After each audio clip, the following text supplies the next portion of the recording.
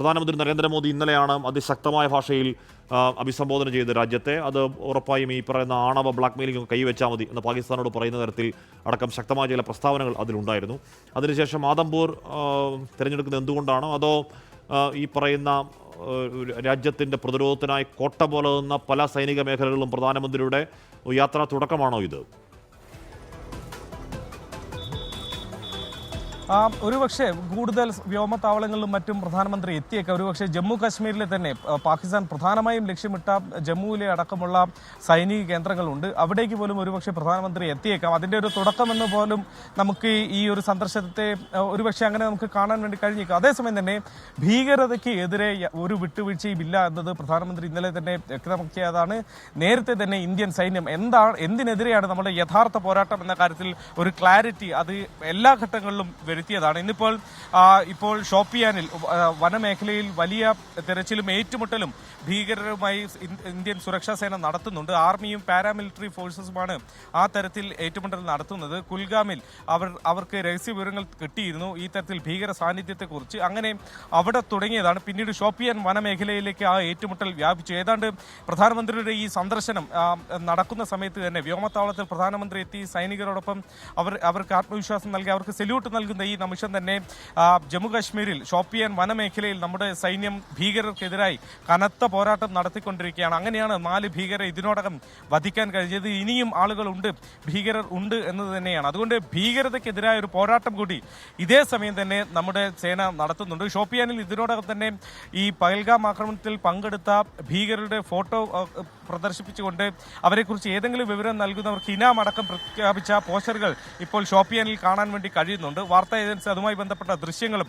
ഇപ്പോൾ പുറത്തുവിട്ടിട്ടുണ്ട്. ഏതാണ്ട് 20 ലക്ഷം രൂപ ഓരോ ഭീകരരെക്കുറിച്ച് എന്തെങ്കിലും വിവരം നൽകുന്നവർക്ക് ഇപ്പോൾ പ്രഖ്യാപിച്ചിട്ടുണ്ട്. അങ്ങനെ ഭീകരതയെ അമർച്ച ചെയ്യാനുള്ള പരമാവധി ശ്രമത്തിലാണ് നമ്മുടെ സുരക്ഷാ സേന. നമ്മുടെ യഥാർത്ഥത്തിലുള്ള എതിരാളികൾ, ഇപ്പോഴത്തെ എതിരാളികൾ ഭീകരർ തന്നെയാണ്. അവർക്ക് സഹായം ചെയ്യുന്നത് കൊണ്ടാണ് യഥാർത്ഥത്തിൽ പാകിസ്ഥാന് നമ്മളുടെ ശത്രുപക്ഷത്ത് ഈ ഘട്ടത്തിൽ ഇപ്പോൾ നിൽക്കുന്നതും. ഏതായാലും പ്രധാനമന്ത്രി ആ പോരാട്ടത്തിൽ ഒപ്പം നിൽക്കുന്ന സൈനികരോടൊപ്പം തന്നെയാണ് എന്ന പ്രതീകമായി ഇപ്പോൾ വ്യോമത്താവളത്തിൽ നിൽക്കുന്നു, പഞ്ചാബിലെ വ്യോമത്താവളത്തിൽ നിൽക്കുന്നു. അതേസമയം നമ്മുടെ സൈന്യം കുൽഗാമിൽ തുടങ്ങി ഷോപ്പിയാൻ വനമേഖലകളിൽ ഇപ്പോൾ വ്യാപകമായ തെരച്ചിലും ഏറ്റുമുട്ടലും നടത്തിക്കൊണ്ടിരിക്കുകയാണ് ഭീകരരെ അമർച്ച ചെയ്യാൻ. ആഷിമി, ഓപ്പറേഷൻ സിന്ദൂർ അവസാനിച്ചിട്ടില്ല, തുടരുന്നു എന്ന് തന്നെയാണ് രാജ്യം നൽകുന്ന സൂചന. അത് ഏത് രീതിയിൽ തുടരുന്നു എന്ന കാര്യം കഴിഞ്ഞ ദിവസത്തെ വാർത്താ സമ്മേളനങ്ങളിൽ അത് വ്യക്തമാക്കപ്പെട്ടില്ല. വ്യക്തമാക്കാനും കഴിയില്ല, കാര്യം അതൊരു ഓൺഗോയിങ് ഓപ്പറേഷൻ്റെ കാര്യവുമാണ്. പക്ഷേ ഈ കഴിഞ്ഞ 2 ദിവസത്തെ വാർത്താ സമ്മേളനങ്ങളിൽ ശ്രീനാഥ് ഏത് രീതിയിലാണ് പാകിസ്ഥാനെ അല്ലെങ്കിൽ പാകിസ്ഥാൻ്റെ പ്രധാനപ്പെട്ട കേന്ദ്രങ്ങൾ, അത് പാകിസ്ഥാൻ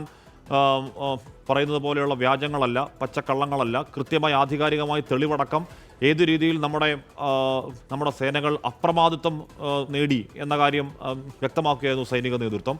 വളരെ പക്വമായ ഭാഷയിൽ സംസാരിക്കുക, അല്ലാതെ അവർ പാകിസ്ഥാൻ്റെ വാർത്താ സമ്മേളനം പോലെ വെല്ലുവിളിയോ അല്ലെങ്കിൽ അസഭ്യവർഷങ്ങളോ അല്ലെങ്കിൽ വില കുറഞ്ഞ തമാശകളോ ഒന്നും പറയാതെ വളരെ പക്വമായ ഭാഷയിൽ നടത്തിയ വാർത്താ സമ്മേളനമായിരുന്നു.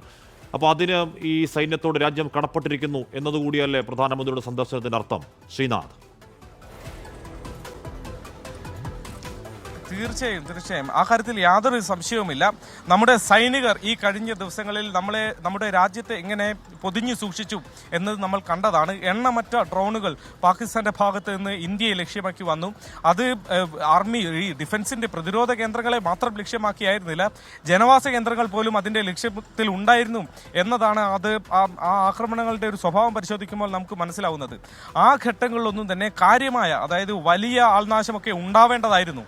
അതൊക്കെ തന്നെ ഒഴിവാക്കപ്പെടുന്നത് നമ്മുടെ സൈന്യം ജാഗ്രതയോടെ നിന്നതുകൊണ്ടാണ്. അവർ ഇതിനോടകം കൈവരിച്ചിട്ടുള്ള മികവ് കൊണ്ടാണ്, പ്രതിരോധ സംവിധാനങ്ങളുടെ കരുത്തുകൊണ്ടാണ്. അതുകൊണ്ട് തന്നെ ഈ ഒരു സമയത്ത് നമ്മൾ പാകിസ്ഥാൻ ഉയർത്തിയ ആ വലിയ വെല്ലുവിളി, വലിയ പ്രകോപനം, അതിനെയൊക്കെ തച്ചുടയ്ക്കാൻ നമ്മുടെ സൈന്യത്തിന് അനായാസം കഴിഞ്ഞെങ്കിൽ അതിന് നമ്മുടെ രാജ്യം അവരോട് കടപ്പെട്ടിരിക്കുന്നു. പ്രധാനമന്ത്രി നേരിട്ട് അത്തരമൊരു സൈനിക താവളത്തിലേക്ക് എത്തുകയും അവിടെ ഉണ്ടായിരുന്ന സൈനികൾ അതേതെങ്കിലും റാങ്ക് അനുസരിച്ചല്ല, ഈ ചിത്രങ്ങൾ നമുക്ക് കാണാം, ഏതെങ്കിലും റാങ്ക് അനുസരിച്ചല്ല, ആ വ്യോമത്താവളത്തിൽ എല്ലാവരും പ്രധാനമന്ത്രിക്കൊപ്പം തന്നെ നിൽക്കുമ്പോൾ രാജ്യം അത് സൈനികരോട് എത്രത്തോളം കടപ്പെട്ടിരിക്കുന്നു, രാജ്യത്തെ പൊതിയുന്ന സൈനികരോട് എത്രത്തോളം സ്നേഹം നമ്മുടെ ജനങ്ങൾക്കുണ്ട്, ജനങ്ങളുടെ പ്രതിനിധിയായ പ്രധാനമന്ത്രി ആ തരത്തിൽ സൈനികരെ ചേർത്ത് ചേർത്ത് പിടിക്കുകയും അവരോടൊപ്പം നിൽക്കുകയും ചെയ്യുന്നത് ആ തരത്തിൽ നമ്മുടെ രാജ്യം, നമ്മുടെ സൈന്യം ഈ കഴിഞ്ഞ ദിവസങ്ങളിൽ കാണിച്ച കരുതലിനുള്ള നന്ദി കൂടിയാണ്. സൈന്യം ഈ സമയം പോലും വിശ്രമത്തിലല്ല. നമ്മുടെ സേന വെടിനിർത്തൽ പ്രഖ്യാപിച്ചെങ്കിൽ പോലും ഈ സമയത്ത് ഒരു വിശ്രമത്തിലല്ല. അവരെ സംബന്ധിച്ചിടത്തോളം ഓരോ നിമിഷവും അത് വെടിനിർത്തൽ കരാർ യാഥാർത്ഥ്യമായാലും ഇല്ലെങ്കിലും അതിർത്തി മേഖലകളിൽ ജാഗ്രതയോടെ കഴിയേണ്ടവരാണ്. അത് കാലാകാലങ്ങളെ അതങ്ങനെ തന്നെ കാത്തു സൂക്ഷിക്കുന്ന ആ ഒരു ജാഗ്രത കാത്തു സൂക്ഷിക്കുന്ന ആളുകളാണ്. ഇപ്പോൾ പോലും ഈ പ്രധാനമന്ത്രിയുടെ സന്ദർശനം നടക്കുമ്പോൾ പോലും ജമ്മു കാശ്മീരിൽ ഭീകരവിരുദ്ധ നടപടി അത് ചെറിയ രീതിയിലല്ല, വലിയ ഏറ്റുമുട്ടൽ തന്നെ ഷോപ്പിയാൻ മേഖലയിൽ നടക്കുന്നു എന്നതാണ് നമുക്ക് മനസ്സിലാക്കാൻ വേണ്ടി കഴിയുന്നത്. വനമേഖലയിലെ ഏറ്റുമുട്ടൽ അത് അത്ര എളുപ്പമുള്ള കാര്യമല്ല. അത് ആ മേഖലയിലൊക്കെ ജോലി ചെയ്തിട്ടുള്ള പോരാടിയിട്ടുള്ള സൈനികരുമായി സംസാരിച്ചാൽ നമുക്ക് മനസ്സിലാവും. അത് അത്രയേറെ ദുഷ്കരമാണ് വനമേഖലയിലെ ഏറ്റുമുട്ടൽ.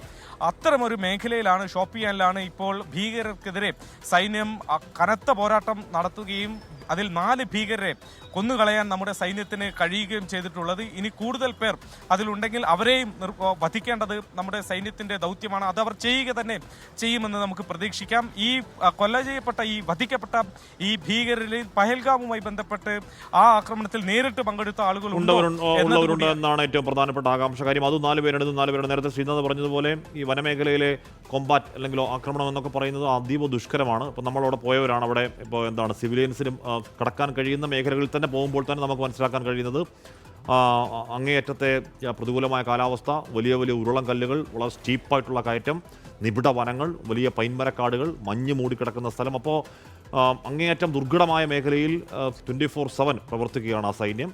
ഏതെങ്കിലും തരത്തിലൊരു ഓപ്പറേഷൻ കഴിയുമ്പോൾ അവർ വിശ്രമിക്കുന്നില്ല. അത് വീണ്ടും അവരുടെ കർത്തവ്യം ആ മേഖലയിൽ തുടരുകയുമാണ്.